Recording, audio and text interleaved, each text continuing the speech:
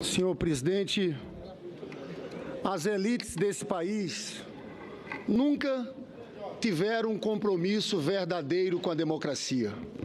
Repito de outra forma, as elites desse país jamais tiveram compromisso democrático. Basta olhar nossa história, olhar para Getúlio, olhar para Juscelino Kubitschek, olhar para João Goulart. A frase de Carlos Lacerda está na história. Getúlio não pode ser candidato, se for, não pode ser eleito, se eleito, não pode tomar posse, se tomar posse, não pode governar. E a gente sabe o que fizeram com Getúlio, principalmente depois que ele criou a Petrobras em 1953 e o monopólio estatal do petróleo. A história, todos sabemos como terminou. Mas com Juscelino Kubitschek foi a mesma coisa. Venceu a eleição em 55. Argumentaram que ele não conquistou maioria absoluta. Queriam impedir Juscelino Kubitschek de tomar posse. Se não fosse o general Lott, que era ministro da Guerra, que tivesse se antecipado, eles não tinham permitido Juscelino Kubitschek tomar posse. Depois acusaram Juscelino e queriam o impeachment de Juscelino por ter tido o apoio do Partido Comunista, que era ilegal. A história de 64 todo mundo conhece. A marcha com Deus pela liberdade antes do golpe de 1º de abril de 64. Aquela marcha em São Paulo. Milhares de pessoas de classe média lutando contra a corrupção e contra o comunismo. E houve o golpe. E eles tentaram legitimar aquele golpe como se fosse democrático. Porque hoje todo mundo diz, foi uma ditadura. Mas lá naquele momento não. Eu trago aqui a capa do Estado de São Paulo, no dia 2 de abril. Vitorioso movimento democrático. Era assim que eles tentavam legitimar o golpe. Trago a capa do Globo no dia 2 de abril também. O que diz o Globo? Empossado Mazzilli na presidência. Ressurge a democracia. Era assim que eles vendiam o golpe. Olha aqui o editorial do Globo. Ressurge a democracia. Vive a nação dias gloriosos, porque souberam unir-se todos os patriotas, independente das vinculações políticas, simpatias ou opinião sobre problemas isolados, para salvar o que é essencial, a democracia, a lei, a ordem, graças à decisão e ao heroísmo das Forças Armadas. Foi assim que a imprensa, que a mídia, tentava legitimar um golpe como se fosse democrático. Mas não foi só a mídia. Congresso Nacional, naquele dia que ficou conhecido como o Dia da Infâmia, o presidente do Congresso Nacional, senador Auro de Moura Andrade, declarou vago o cargo de presidente da República quando João Goulart estava no Brasil, estava em Porto Alegre. E eu vou falar depois do senador Randolph nesse caso. Naquele momento, Tancredo Neves, porque muitos não aprenderam com a lição de Tancredo Neves, mas Tancredo Neves sempre teve contra os golpes. Teve com Getúlio, teve com Juscelino, teve com João Goulart. Sabe o que Tancredo Neves disse para Auro de Moura Andrade?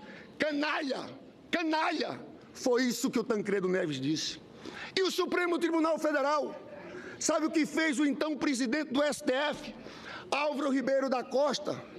Foi ao Palácio do Planalto, como chefe do Poder Judiciário, para legitimar a posse de Ranieri Mazzilli. Senhores, não se enganem. Eu quero falar aqui para cada senador.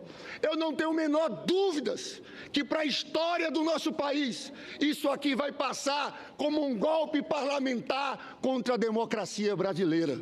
Nesse momento, os senhores têm que olhar para a história.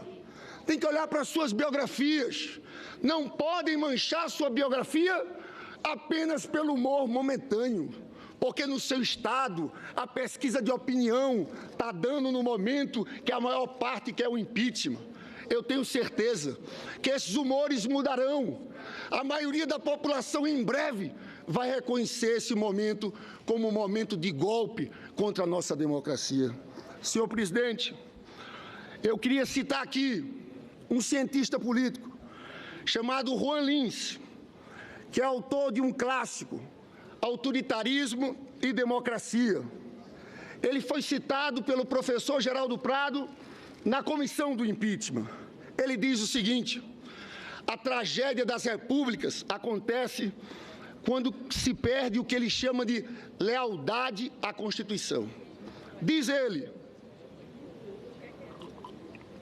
o que garante a estabilidade dos governos é a lealdade que a oposição tem à Constituição.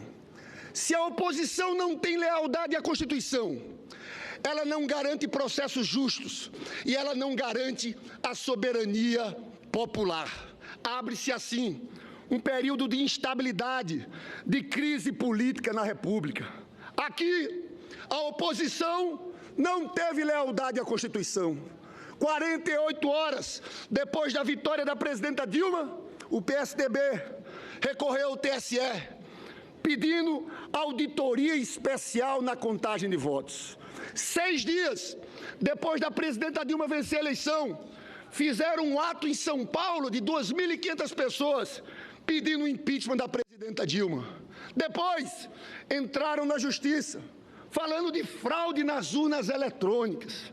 Depois, um papel ridículo, porque é ridículo, pediram o PSDB para que fosse diplomado pelo TSE o Aécio no lugar da presidenta Dilma. O fato é que eles decidiram antes que queriam afastá-la, decidiram antes que queriam o seu impeachment e foram atrás de fatos e não acharam um fato que ferisse a honra da nossa presidenta Dilma, porque eles reconhecem, na verdade, que a presidenta Dilma é uma mulher honrada, é uma mulher honesta. Foram para onde, então? Foram para pedaladas de 2015, decretos de créditos suplementares, que vamos falar a verdade aqui. Eu participei de todo o debate da comissão. Os senhores sabem que não há crime de responsabilidade. Estão votando a favor do impeachment, mas sabem que não tem crime de responsabilidade. Presidente Renan, é um debate pobre. Eles estão querendo criminalizar qualquer possibilidade de política fiscal anticíclica. Um debate que no mundo inteiro é aberto, está acontecendo aqui dessa forma. E eu falo que o PSDB, no fundo, ele se aliou com Cunha e Temer, porque esses são os capitães do golpe. Tem capitães do golpe. O primeiro é Eduardo Cunha, Michel Temer e o senador Aécio, que simboliza o PSDB nesse movimento. E o que eles queriam, senador Jorge Viana?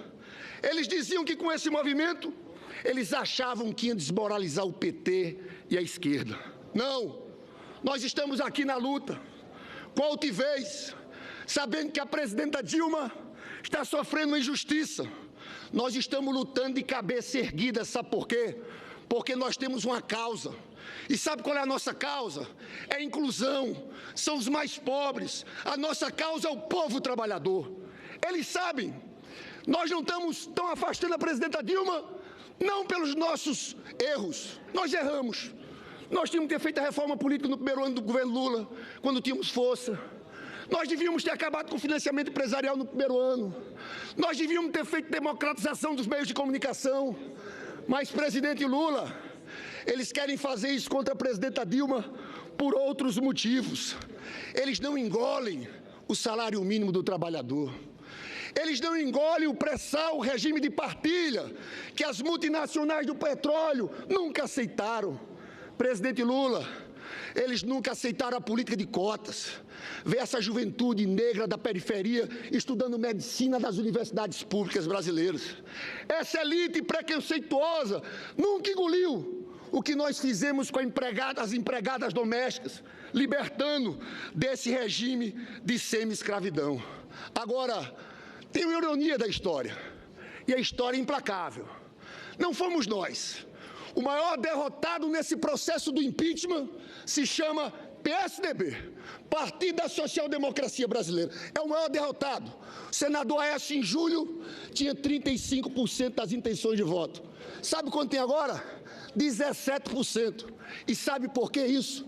Eles não tiveram coragem e altivez de demarcar campo com aqueles que defendiam a intervenção militar. ficaram de braços dados com Bolsonaro, não demarcaram um campo com aqueles que nas ruas, no campo dos valores, faziam um discurso preconceituoso contra gays, contra lésbicas, um discurso machista, um discurso racista. Eles se perderam nisso tudo e, na verdade, estão acabando numa situação que é uma situação de sócio minoritário de um governo falido que vai ser esse governo de Michel Temer. Eu lamento, mas essa foi a postura. E eles abriram o caminho para o fascismo aqui no país, com essa aliança que fizeram com esse pessoal. Agora, senhor presidente, por que existe esse golpe? O que é que eles querem nisso? Eles querem esse golpe por um motivo. Eles querem, nessa crise, jogar a conta para ser paga pelos mais pobres e pelos trabalhadores. Ah, Paulo Scaff da Fiesp, CPMF, não. Você tem que mexer o quê? Nos benefícios previdenciários, na política de valorização do salário mínimo. E está aqui a ponte para o futuro. Basta ler: fim da política de valorização do salário mínimo, terceirização, o negociado na frente do legislado, isso é rasgar a CLT, fim das vinculações constitucionais à saúde e educação. Eles estão rasgando o legado do Lula, o legado de Ulisses Guimarães e o legado de Getúlio Vargas, senhor presidente. É isso que eles estão fazendo. Por que o golpe? Porque um programa como esse, nunca ninguém ganharia uma eleição presidencial. A restauração do neoliberalismo que eles querem só pode ser possível por um golpe. E foi assim, o primeiro país do mundo a aplicar o neoliberalismo foi o Chile, quando os economistas, discípulos de Milton Friedman, da Universidade de Chicago, foram para lá, para o Chile. Então é por isso que eles estão dando esse golpe aqui. Eu só quero, finalizando para concluir, senhor presidente, que nós vamos dizer aqui, nós sabemos o resultado de hoje. Nós vamos fazer uma dura oposição, porque nós não vamos aceitar retirada de direitos de trabalhadores, não vamos aceitar perda dessas conquistas. E dizemos também a esse que eu não vou me referir nunca como presidente da República: nós não vamos reconhecer Temer como presidente da República. Ele não passa de um golpista, inclusive, a imprensa não divulga. É o primeiro presidente da história do país que vai assumir ficha suja e inelegível. Está montando um ministério com a cara da velha política. Nós não vamos reconhecer esse governo. É um governo fruto de um golpe. E esse Michel Temer, por onde ele andar nesse país, vão ter estudantes, professores, trabalhadores a levantar a voz e dizer: não aceitamos um governo com essas características. Eu acabo minha fala, senhor presidente. Eu sei, me dirigindo novamente à presidenta Dilma Rousseff. Eu quero me dirigir diretamente à presidenta Dilma Rousseff, como fiz na comissão. Presidenta Dilma Rousseff, saia amanhã daquele palácio de cabeça erguida, porque a história lhe absolverá com toda certeza. Como a história deu razão a Getúlio Vargas, como a história deu razão a Juscelino Kubitschek, como a história deu razão a João Goulart. Estão eles hoje no panteão dos heróis nacionais. Agora eu pergunto: onde estão os parlamentares que chancelaram aquele golpe? Como está o nome de Auro de Moura Andrade, de Ranieri Mazzilli? Aqui o senador Randolph, junto com o senador Pedro Simon, tiveram uma iniciativa fantástica, apoiada pelo presidente Renan Calheiros, que é de anular aquela sessão vergonhosa do Congresso Nacional que deixou o cargo do presidente João Goulart, que estava no Brasil como vago. Eles estão, sabe aonde, senhor presidente? Na lata do lixo da história. Eu saio daqui com a certeza, e a nossa bancada do PT, do PCdoB, do PDT, eu vejo senadores do PSB, da Rede, nós vamos sair de cabeça erguida. Nós vamos sair com muita força para continuar a nossa luta. E falo para a nossa militância, para as pessoas que estão nos estados: a luta está só começando, pessoal.